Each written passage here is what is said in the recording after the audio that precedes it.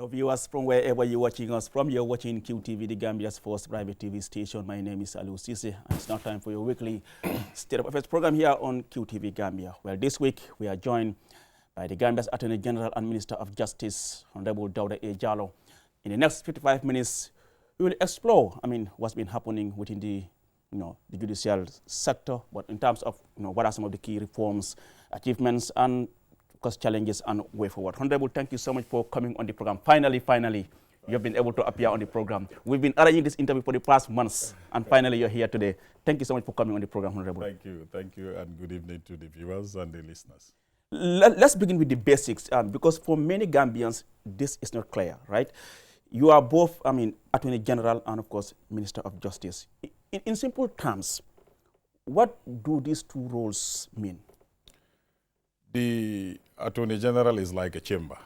That's why they say Attorney General's chambers. It's like a law firm. So it's the state law office that provides solicitor services and legal advice to the government. The ministry component is like any other government ministry. We have departments and we have agencies within the ministry that discharges certain services to the public. For instance, within the ministry, you have a curator of interstate estate department.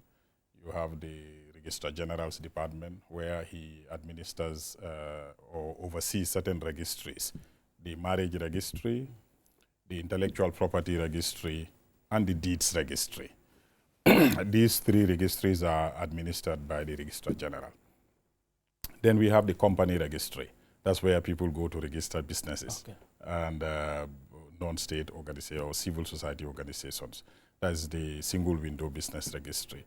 That is also headed by the Registrar General. These are public service components. We have legislative drafting department as well within the ministry. We also oversee certain agencies like the National Agency Against Legal Aid, National Agency for Legal Aid, that's NALA, and the Alternative Disputes Resolution Secretariat, as well as National Agency for Trafficking in Persons. So these are agencies that we have oversight functions over. But we have other commissions as well. We have the law reporting and the law reform commissions that are also within the ministry.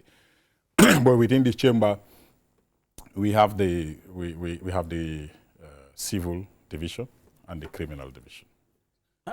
As a minister, one will say, you serve the president's political agenda, but as Attorney General, you must serve the impartiality of, of course, rule of law. I want to find out from you, when these two interests, clash, for example, if a government policy is legally questionable, how do you decide actually which hat takes priority? Well, first and foremost, I am a lawyer, and the legal profession has ethics, and we have standards. So that is paramount in the discharge of the functions of the Attorney General. There are certain things you cannot do as a lawyer, so we stick by that professional ethics and so on. Of course, wearing two caps, that makes the Attorney General's job very difficult, because in cabinet you sit with ministers, your colleague ministers, who, over and above their ministerial mandate, they have the political mandate, and we are serving a political government as well. So in trying to apply the law in the context of politics, it requires a lot of delicate balancing, and that's what makes the job of an Attorney General a little bit difficult and delicate. But we find a way of balancing it. How do you do that? Has there been any instance where you find yourself, wow, which one should I go with? Many. There are many instances where sometimes you find it difficult how you wiggle your way out. Yeah. But like I said, we make sure that the law is not compromised. The law has to be applied. And I thank God I'm serving under a chief executive who puts rule of law as a priority. So he listens to advice from the lawyers, and he wants to do everything within the confines of the law. Probably to some extent that makes my job a little bit easier, but that doesn't mean that I don't face those situations where, because government may want to do certain things, the laws may not be adequately permissible for those things to be done in the way they wanted it to be done. So as an Attorney General, it's your responsibility to ensure you guide and advise the process to make sure that the public interest objective of government or that policy is achieved, but within the confines of the law. And now in many other countries, these two roles are separated. Will you support the separation of these roles as well in the Gambia? Yes, there are some countries that the roles are separate, but there are countries that choose to still keep them the same. We share the same phenomenon like Sierra Leone, Ghana, who are still maintaining the two. But other countries like Zimbabwe have separated the Attorney General from the minister position, though they all sit in cabinet. I don't have a personal position about that. For me, both ways. They all have their pros and cons of having them together or separating them. What are these pros and cons? Actually, when the AG is detached, he's only focused on giving legal advice, and he only deals with, like any law firm, only deals with drafting, advising on contracts, giving opinions, and anything that a lawyer can do for a client. And then the Minister of Justice focuses on policy. That's the justice sector policy, the formulation of policy and implementation of government objectives with respect to justice sector policy implementation. And talking about policy formulation, I mean, since you took over as the Attorney General and Minister of Justice, what have been the major reforms you have initiated? And when you look back, how much will you say have been achieved? Oh, quite a few of them. When I took over, the thing that is occupied the Ministry of Justice was the transitional justice. And when I took over in 1st of July 2020, the TRRC was still in the middle of their hearings. So when we received the reports, of course, we worked on the white paper, which is a government policy on the outcome of the report. And that white paper contains, because the Truth Commission recommendations were 265, yeah. We accepted 263 of them in the white paper, which is a government policy. We have to develop an implementation plan for that white paper and cost it for that matter. And then eventually I had to create a post-TRRC unit to oversee the implementation of headed by Ida Pazzi. I had that on my program here. Okay, so you know quite a lot about it. Yeah. So we also continued the legislative reform agenda. We have formulated a lot of legislations. We passed the prevention and protection from torture, the torture bill. We have passed the mutual legal assistance in criminal matters bill. We've passed the special accountability mechanism bill. Finally, the anti-corruption bill was enacted. So the legislative reform policy has been pushed.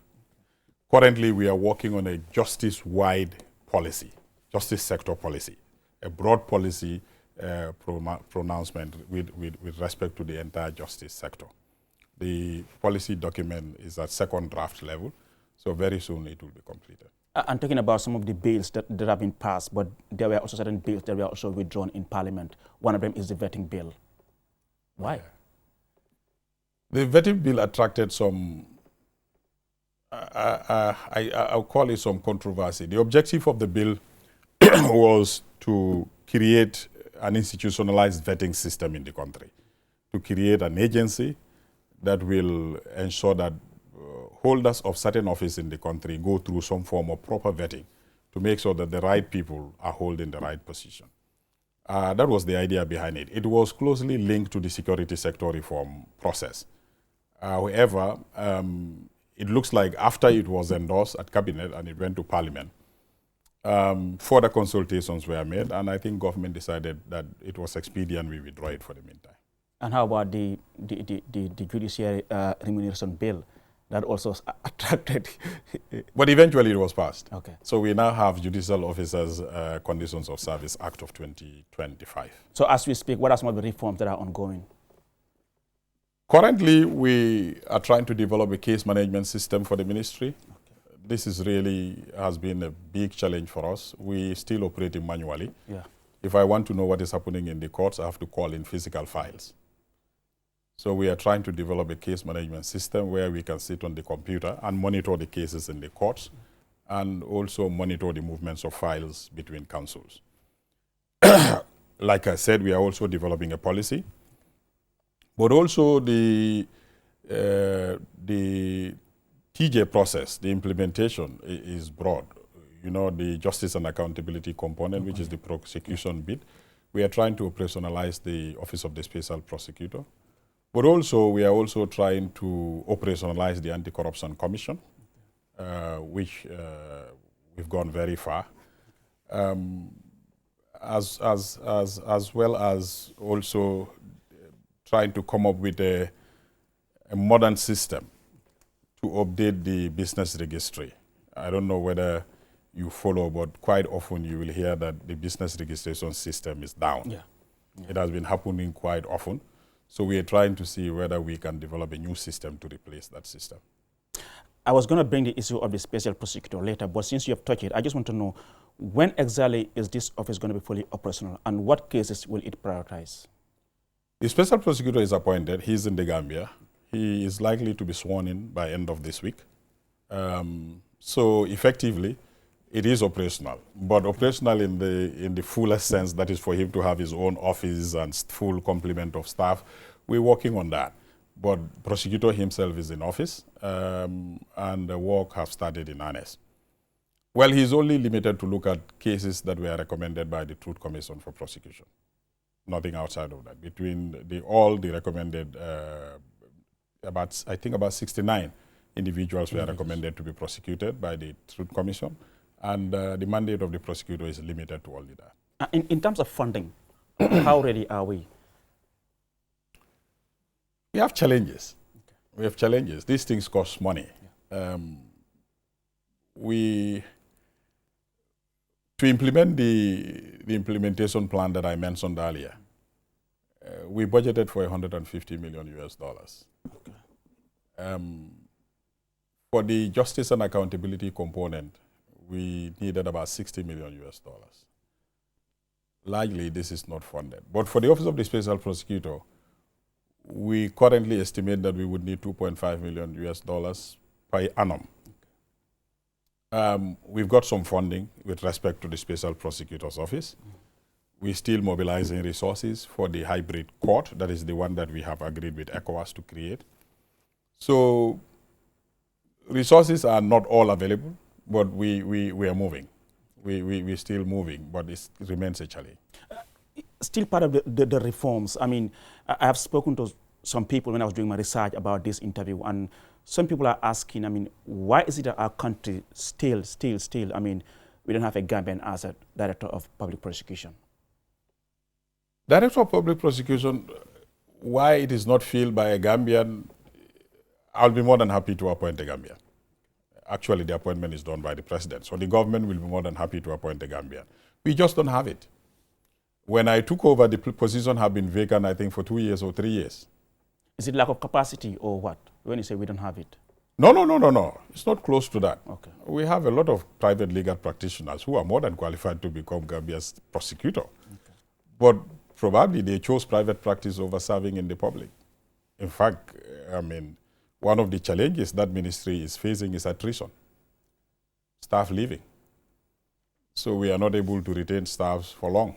Because lawyers, they choose to go to private practice.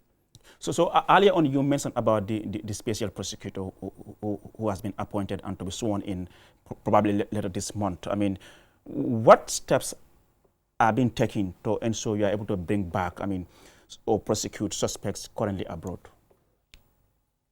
So the prosecutorial discretion, according to the Act, is all vested in the prosecutor. So he will come to reach a decision as to who to prosecute and when. So when we get to that, of course, if there is a need for any one of these fugitives that are abroad to be repatriated, the state will facilitate that. And victims as well continue to raise concerns about delays in terms of the reparations. Oh. What exactly is being done to ensure they get reparations? They have waited more than enough, according to most of them.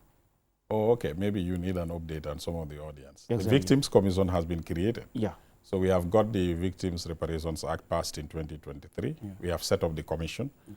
And government so far has allocated $40 million, $20 million in 2025 and $20 million in 2026 directly to the Victims Fund that was created by the legislation for it to be administered directly to the victims. Government allocated additional $10 million last year and $10 million this year for their operations. We are expecting the repatriation of the $2.5 million US from the proceeds of Potomac property of Janneh, former president, that was sold in the United States. And that is earmarked directly to be paid into the reparations fund. So reparation is being administered, is ongoing. And what is being done about officers implicated in the TRC recommendation who may still be serving? We've passed the Ban from Public Office Act, TRRC, pursuant to those recommendations. And all that who have been recommended not fit and proper to hold public office are on leave. They are not currently serving. What is left is to determine finally how their departure will have to be decided, whether it is going to be in the form of a dismissal or termination or retirement. But all those that have been recommended to be banned from holding public office have actually been sent home. And let's now break this down for the public, Honorable. I mean, when a case go to the court from investigation to prosecution, what is the exact chain of responsibility? What do you mean chain of responsibility? Where does it start? Who takes responsibility at what point? Our criminal justice system is such that usually it's triggered by a report made to the police. But of course, police on their own too have a mandate to detect crime. So if they detect a crime has been committed or is about to be committed, or somebody reports a crime, that's where it starts. So from police investigations. So they will investigate, and this investigation includes recording, obtaining evidence, statements, and so on and so forth. So they build the case file.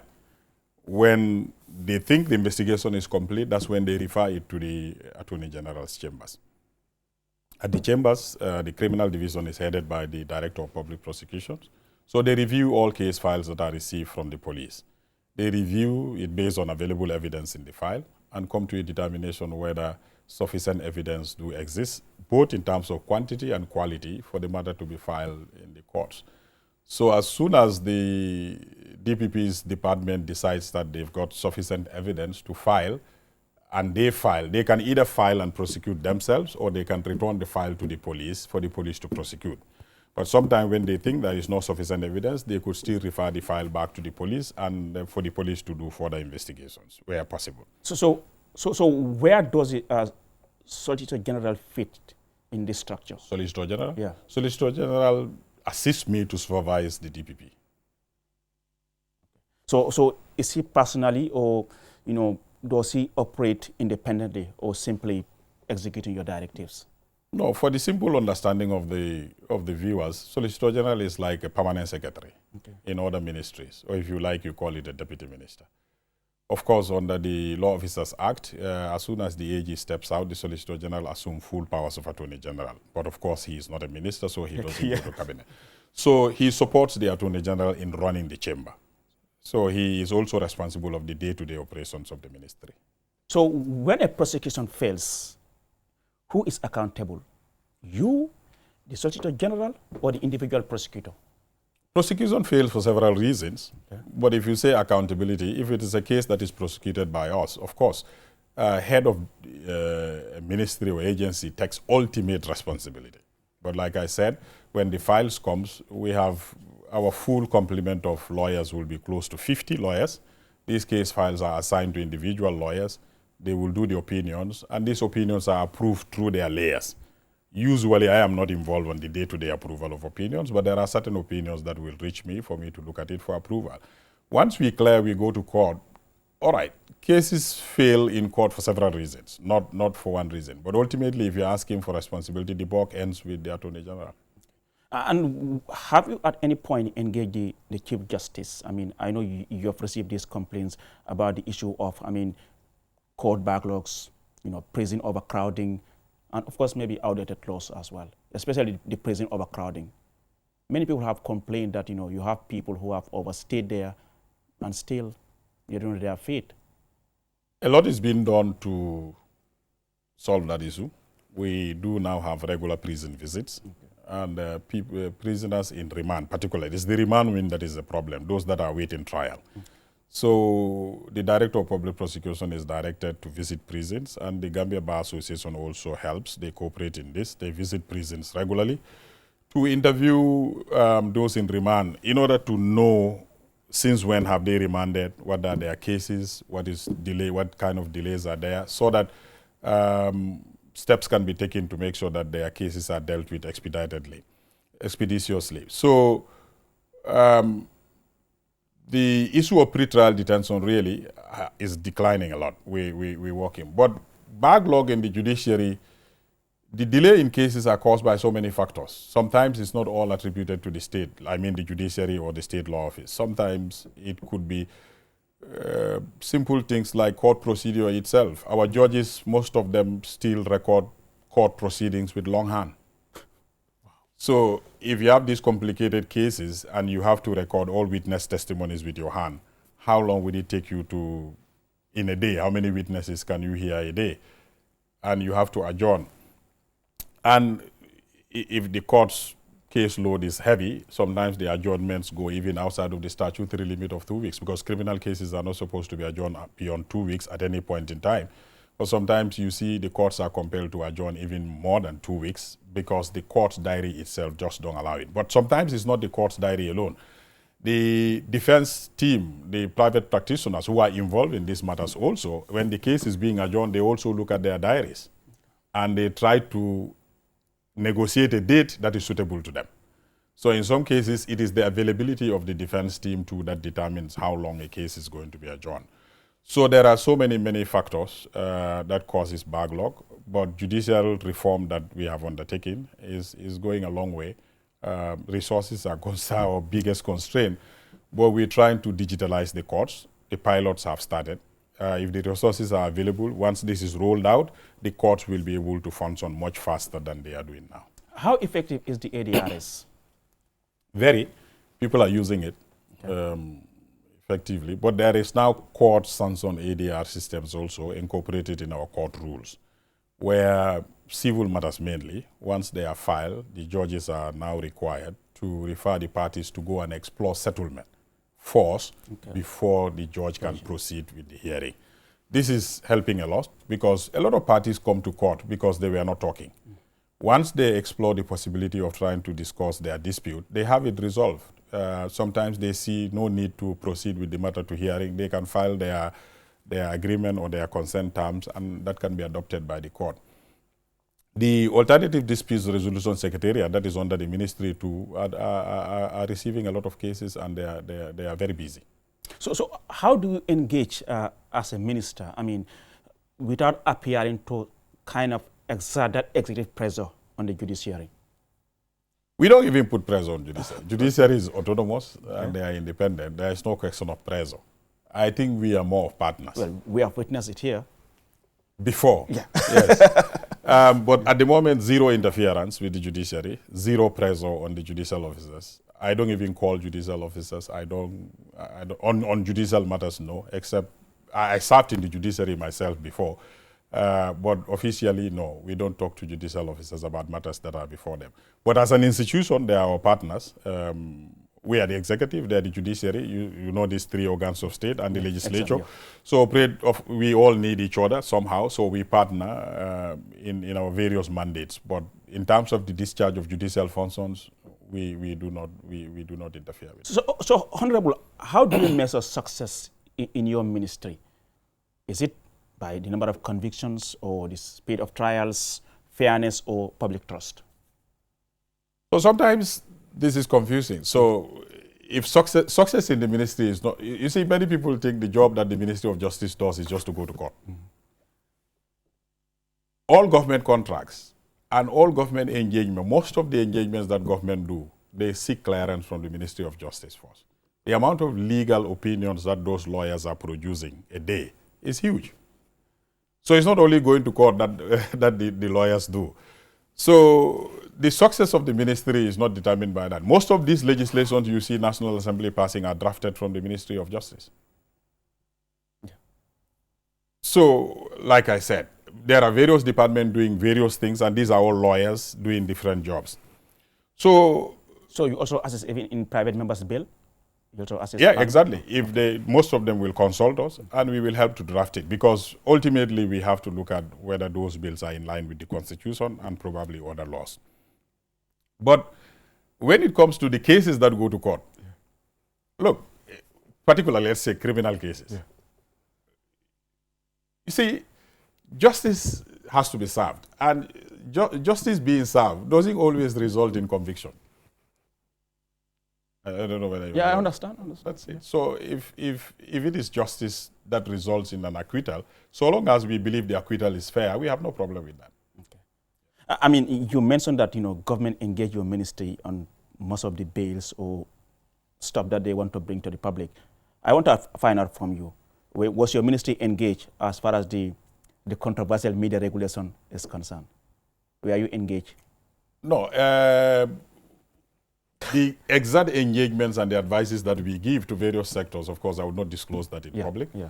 But of course, the regulation is a government regulation, and no regulation passes that would not go through Ministry of Justice and Cabinet. But I don't think it has passed yet. What's your position on it? I cannot express my position in public. I am the government lawyer, so my position is for the sectors, those that consume the legal opinion. So when you look back, Honorable, I mean, what will you point to as the biggest weakness or threat to the rule of law in this country? The biggest weakness? Or threat? Or threat that you see as something that, could really, undermine the achievements that this country has received since 2017? I think we have to allow the institutions that are created to ensure rule of law to function effectively. Of course, we need to build their capacity. We need to resource them. But in a democratic setup, there are institutions created for those purposes. So we just need to allow those institutions to do their job, and we should be civil enough to take all our disagreements before those institutions. For example, the courts, and allow the legislature to pass laws that are good for society, and allow the courts to interpret and enforce those laws. Let's look at, court judgments and compliance. There were several rulings in 2023, 2024, including the case of Pamodu Bojang case, the Bora case, and of course the ECOWAS court ruling in the Melville matter, which actually have gone in favor of the victims, yet enforcement remains really unclear. What's happening? So you sometimes need to understand the kind of judgment, because different judgments require different kind of enforcement. There are certain judgments that are just declaratory. They just declare somebody's right. You understand what I'm saying? There are some judgments that require some monetary payments. Yeah. There are some judgments that give different kind of verdicts. Well, this case is here involve monetary compensation. In the case of Pamodu Bojang, $15 million. In the case of Bora, $500,000. In the case of Melville, $10,000 US. So as a journalist, did you monitor whether those cases are being appealed or not? That's why I wanted to explain.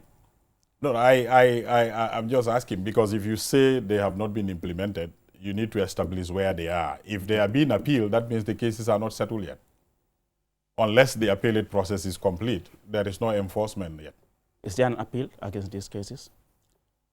On top of my head, I'm not too sure, but I believe, let me not say something in the public I'm not sure of, but I believe 1 or 2 of those cases would have been appealed. So what happens when state institutions ignore court orders? Under this dispensation, do we ignore court orders? Not just this government. I mean, court when orders, it happens, court orders, as long as they remain not set aside, they remain valid, they have to be respected and complied with. Just yesterday, your ministry issued a press release, regarding the Coroner report, of Omar Baji. This morning, not yesterday. This morning, yeah, I saw the press release. Your ministry said, you are taking your time to, review, to establish where evidence warrants it for prosecution, even after the coroner's inquest, into the Omar Baji's death, confirmed this. What more evidence is required beyond the coroner's findings? So you need to understand the function of a coroner. Yeah. The coroner's inquest is just a fact finding. And it's just basically to establish cause of death. That's what the coroner's job is limited to.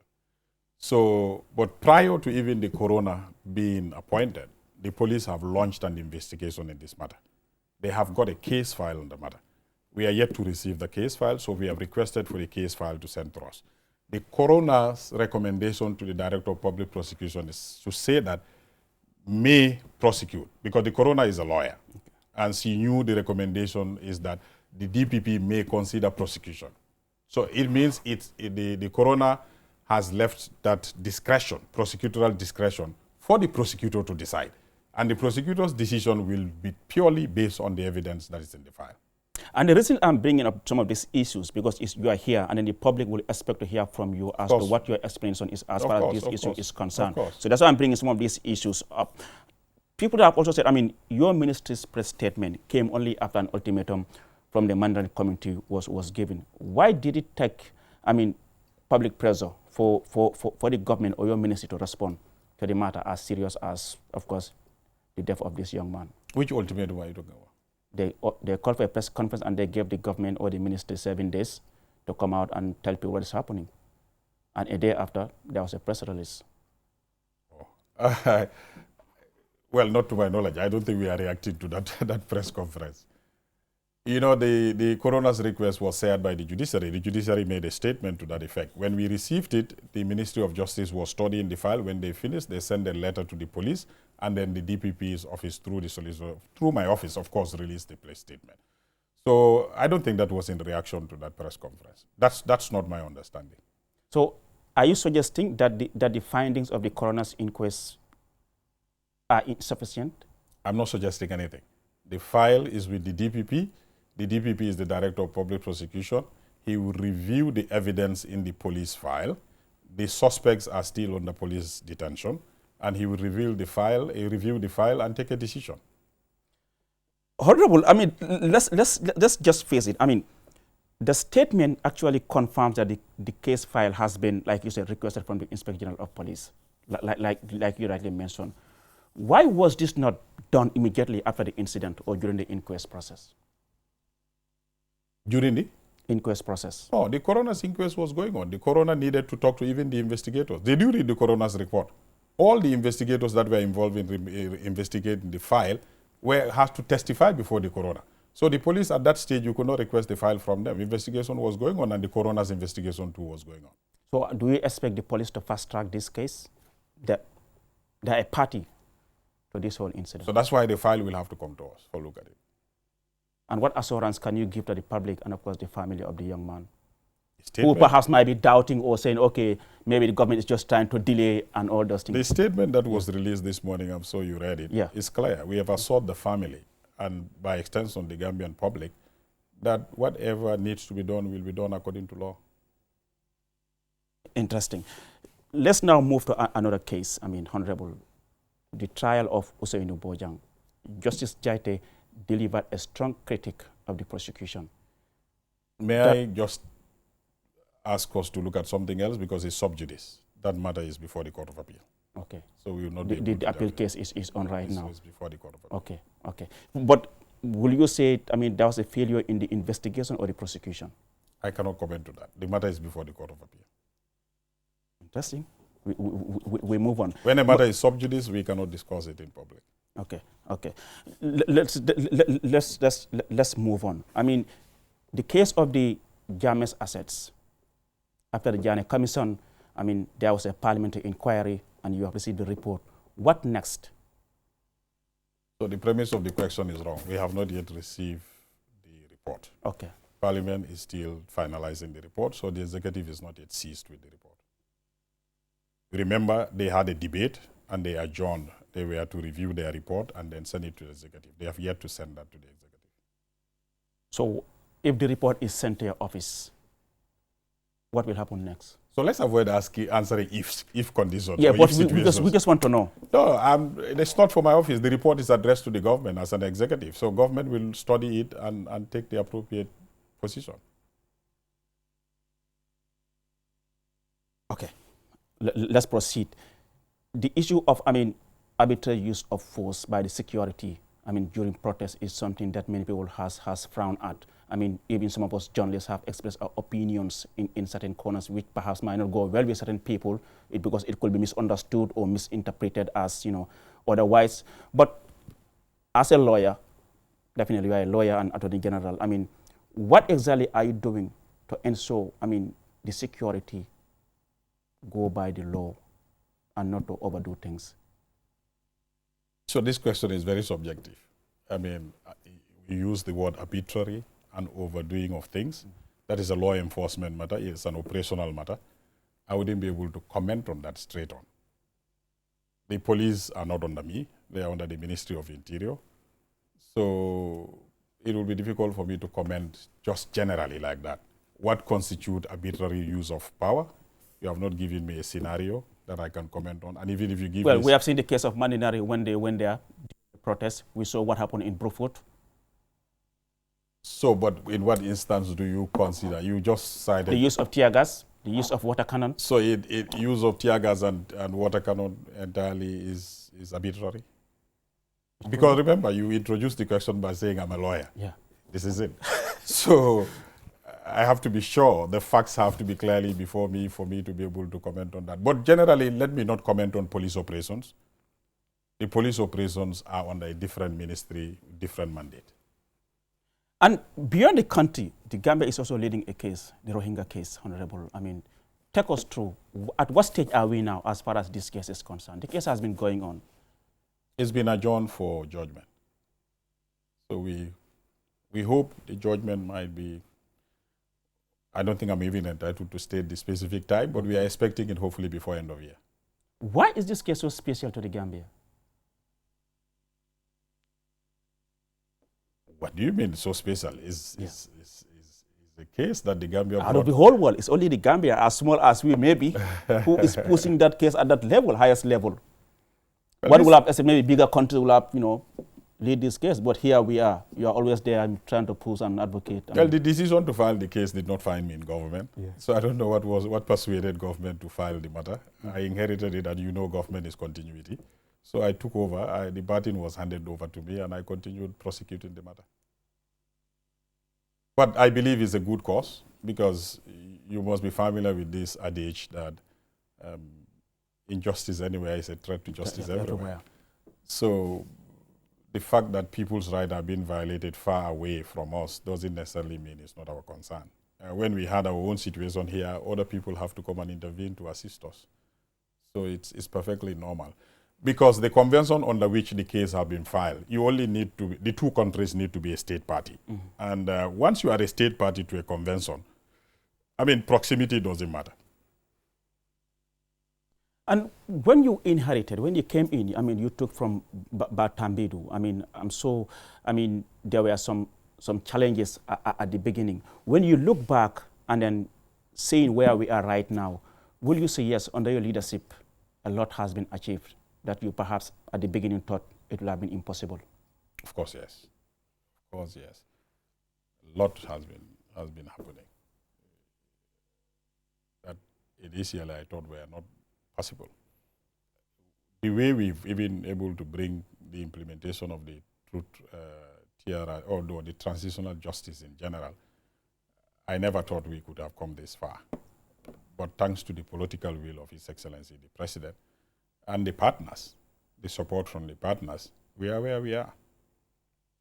So that in itself is a huge leap. You wouldn't know it until when probably you travel outside. Gambia's achievement in transitional justice is exemplary worldwide. Exemplary worldwide. So as far as the implementation of the TRC, I mean, you earlier on said, I mean, some of the achievements registered as far as the implementation of the TRC is concerned. Are you really impressed with the progress being registered so far, Honorable? Relatively under the circumstances, yes, because the biggest challenge about the implementation is the resources.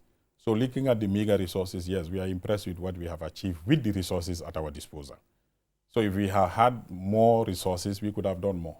But yes, I'm really, really impressed under the circumstances. And with the case of the special prosecutor, I mean, you mentioned a huge amount of money, funding that is needed to effectively implement, I mean, the office.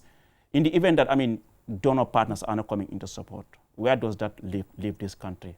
And of course, the intention that you and the government have as far as, I mean, this whole TGA is concerned. It's a Gambian process, so it's first and foremost is our responsibility to make sure we hold those perpetrators to account. So it's our responsibility. We are committed to taking it to its logical conclusion. So it's unlikely that the partners will abandon us. It's not likely to happen. But if it happens, Gambia will continue to do it, although probably with a lot of challenges. But it's our responsibility. We wouldn't shy away from it because we are not getting support. Like you said, it's going to be challenging. But are you saying, okay, victims should also expect the other way around? What do you mean the other way around? If funds are not coming. So we only need to recalibrate and probably look at things the way they are at that material moment. But at the moment, we are enjoying support and we have no signs that we will be abandoned.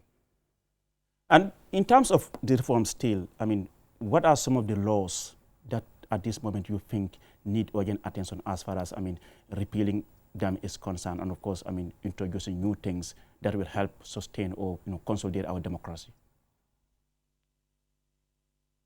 I think the Constitution remains the biggest project in terms of legislative reform. And because of its supreme nature, I think once you have a new Constitution, other legislative reforms will follow suit. But notwithstanding, legislative reform is ongoing. We are updating certain laws. Currently, we have commissioned a study of the laws. Okay. And that report is being developed to advise government as to which of the laws needs to be either repealed or updated. There are a set of laws that have been recommended from the Truth Commission as well that need to be looked at, and the consultancy is looking at it, but broader than just that. Okay, and how long will that take? Any timeline? No, the report can be done any time from now, but the implementation, legislative reform reforms in general are not quick. There is one of the slowest component of the broader TJ component. You know, this TJ process is mainly into 4 components. You have the justice and accountability, which is the prosecution component. Yeah. You have the reparations, victim reparations component, which is 2. And then you have the reform component, which is both legislative and institutional reform. And then you have finally the peace and reconciliation component. So these are the 4 broad components anchoring our transitional justice process. The reform component is likely going to last much longer because of its slow nature, because changing laws and changing institutions and the culture in institutions takes a long time to happen. But government is very committed. Looking at all the legislation that have been passed during the time of this government, I mean, you will agree that definitely we are committed to legislative reform. The Access to Information, Anti-Corruption Act, like I said, Torture Act, you know, Mutual Legal Assistance, Disabilities Act, and so many other gender-friendly legislations. The National Assembly is even overloaded. So the reforms are ongoing. So how about capacity within the ministry? That's a big challenge. That is a big challenge. Like I said, one of the biggest challenge of the ministry is attrition, staff leaving. Why are they leaving? Really, people are free. People are free to leave. I believe they're looking for something better than what we are offering at the Ministry of Justice. But it's really affecting us. We have a lot of young, brilliant lawyers, but having them to stay until they become senior practitioners is the challenge. And once they leave, it's difficult to attract senior ones because, like you asked earlier, why are Gambians not director of public prosecution? It's difficult to get the Gambians that meet the requirement to leave what they are doing to come and serve as directors of public prosecution. And with that now, what is the solution? How do you deal with that? I mean, having young, brilliant, I mean, people leaving the office? So it's I think we have to embrace digitalization. We have to embrace technology. Such that, you know, we wouldn't feel the impact of people leaving. But that is to say, if you fully digitalize the operations of the ministry, where when people leave, their work is left behind, their footprints are there, like the digital files that they've worked in, somebody can step into their shoes immediately and start functioning. That is one way, because there is no way you can stop people from leaving. But when they leave under a manual setup, most of the time they leave with their expertise and their precedents and most of the things that they have been doing. But when we fully digitalize, I think that will go a long way in mitigating the problem. But that is not even better than having people to stay, develop institutional memory, develop better understanding of how government operates. And the longer they stay, the more they acquire that experience and the more they become an asset for the government. Let's discuss about the General Legal Council. Take us through the composition and what exactly is the purpose of having this General Legal Council? The General Legal Council is chaired by the Chief Justice, and I am the Vice Chair. You have representatives from the bar, from the judiciary, I think a judge, and also from the general public. Of course, the General Legal Council is the licensing and regulatory body of the legal profession. Let me just simplify it that way. So isn't there any conflict having people serving in the council and also practicing? No, because the legal profession is a self-regulatory, just like journalists. Okay. It's self-regulatory. So we have journalists serving. Well, at the moment, they are trying to take that from us. Yeah. Well, so the legal profession. So at the moment, my brother doctor is trying to take that from us. Yeah? No comments on that. But the legal profession is self-regulatory, such that, I mean, it is lawyers that regulate themselves. Okay. So the Chief Justice and the Attorney General in any country are leaders of the profession. Okay. So that's why the Chief Justice chairs the Attorney General as deputy. But of course, the bar, which is the association of lawyers, is represented. By the president or anyone? No, they can decide who represents them. And then you have a general member of the general public who sits there on behalf of the public, appointed by the president. I mean, to see what we do, how we regulate ourselves, and they decide. So that body issues licenses to lawyers to allow them to practice, and they can debar you, what they call it. They can forfeit your license and stop you from practicing law. Under what cases do you forfeit this license? It has not been used. It's rarely used, because when you do that, it's like stopping somebody from practicing his profession. But of course, like I started earlier, it's a gross breach of our professional ethics. Like getting yourself involved in fraud or certain behaviors that are unacceptable to the legal profession. So how long is your term? Do you go in for elections, or you are just... For the General Legal Council? Yeah. The composition, I think for the representative from the bar and the member of the public, those ones have a term. But for ex-officials like the minister, the CJ, so long as you are holding those offices, you continue to serve as a member. And what will you describe as the key challenges affecting the General Legal Council's operation at the moment? I think discipline in the legal profession remains to be a challenge. Really? Yeah, we receive a lot of complaints against lawyers. We receive a lot of complaints against lawyers, to the extent that we have now to amend. That's surprising. Yeah, we even have to amend the Legal Practitioners Act to create committees to deal with disciplinary complaints that have been filed by members of the public against legal practitioners in order to expedite those disciplinary hearing processes. Yes, you'll be surprised. And what are the cases that people report? I'm surprised. I'm really surprised. They come in different forms. Some people may not be happy with the way their lawyers are representing them in the conduct of their cases. Some borders around fraud, for example. You'll be surprised. But we are very strict with those things as a profession. And as a Minister and Attorney General, I mean, you said, earlier on you mentioned about issue of policy formulation.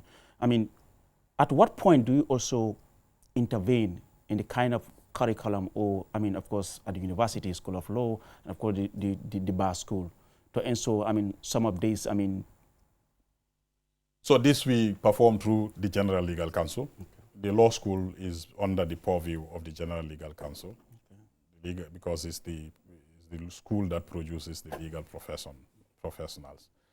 So we at the General Legal Council look at the curriculum of the law school. We look at the staffing matters, their budgets, and everything that has to do with the management of the law school. the law faculty at the university is not under the General Legal Council because that is academia. Academia. So until they graduate, they go to the law school. We don't have a direct say in there. But because when they finish from the law, from the faculty, they come to the law school. Over time, we have certain observations, and we now develop interest to work with the university in partnership, not by dictating to them, to look at the curriculum and probably to see how best through consultation we can probably together look at the curriculum, how it is delivered at the university. Because ultimately, when they come to the law school, a lot is discovered about them. So we work in partnership with the university, but they are not under us. But when they finish university, they come to law school, then they are under the purview of the school, and the school is under the General Legal Council. That one we have control over. The Gambia was supposed to nominate a candidate for the ECOWAS Court of Justice. How far have we gone? We've nominated 3. Okay. And then they went through the selection process, I think, through an interview. I think the ECOWAS is yet to announce, as far as I know, formally, the successful candidate. So what were the criteria used in nominating this 3? Well, it was advertised, sort of. Okay. People who are interested were invited to show interest. But mainly it was, I think in this case, judicial officer, judges. Okay. Between the High Court and the Supreme Court. We have 3 judges, one from the High Court, one from the Court of Appeal, and one from the Supreme Court. Who are they? Who expressed interest? Yeah. Justice Zainab Jawara. Okay. We have Justice Kumbasila Kamara of the Court of Appeal and Justice Awaba of the Supreme Court. Interesting. We wish them all the best. Honorable, I mean, we're running out of time. I mean, as a minister, of course, an Attorney General, I mean, what has been your toughest decision in office since you took over? But do I even have to say that in public? Because some of these difficult decisions are sensitive government matters. So I would not be able to say that in public. But there are difficult times. What is that one thing that will perhaps keep you awake, thinking about, if I should leave as a minister today, this is something that I would have really loved to fix before leaving?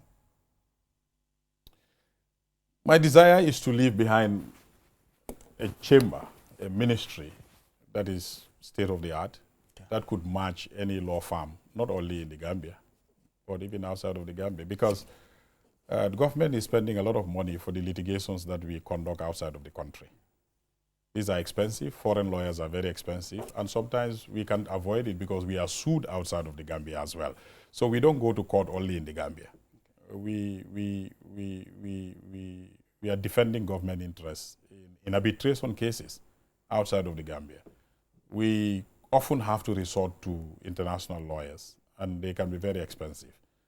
I would want to develop a cohort of Gambian-trained lawyers that will be able to not only defend the interests of government in Gambian courts, but even outside of the Gambia. How about decentralization of access to justice across the country?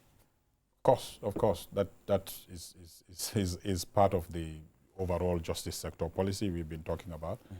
We currently only have 1 office in the provinces in Basse as a ministry, and judiciary is decentralizing very fast. They're opening courts all over the country, and wherever you have the judiciary, the Ministry of Justice should be present.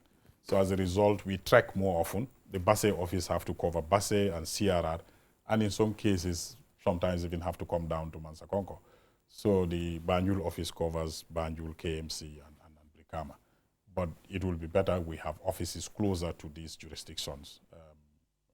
So that's the decentralization. And what's your final appeal to the public, or special message that you have for the public who are watching and perhaps thinking the ministry should still do more? The biggest challenge continues to be the resources, both human, financial, and technical resources. We are a developing country. Any minister that comes here, if you ask them, they will tell you we would wish we could do more. Definitely that. But it's the resources. And you don't blame anybody for that. That's the resource envelope of the country. Innovative financing, like the president would always say. Innovative financing. that is what is actually keeping us going. Yeah. If there were no innovative financing, we wouldn't be able to achieve even the little that we are achieving. But of course, the Ministry of Justice, if we are able to retain staff, we're able to embrace technology, especially digital technology, accessing law libraries and law resources online, we will be able to do a lot. Thank you so much, Honorable Minister and Attorney General Dawda A. Jallow. It was a pleasure having you on the program to share some of these insights as far as your ministry is concerned. Even though, I mean, certain questions you wouldn't go into detail because, as you said, I mean, the matter is still in court, which I respect as a lawyer, actually. Thank you so much once again, Honorable, for coming on the program. Thank you for having me. Yeah. I don't know how much more time do you have, but I would want to use this opportunity to thank the partners of the Ministry of Justice. Yeah, sure. But also my Solicitor General and his team, cabinet colleagues. These are all people to be thanked, but the members of the public as well. I will urge members of the public for us to continue for what we are known for, to be law-abiding, allow institutions to do their job, and let's all accept the verdicts once they are delivered and follow due process. Thank you so much, Honorable Minister. Well, viewers, with that, we bring an end to this week's edition of your weekly State of Affairs program. I was your host, Jallow-Attorney. Do join us next week. Until then, bye-bye from me and the entire team.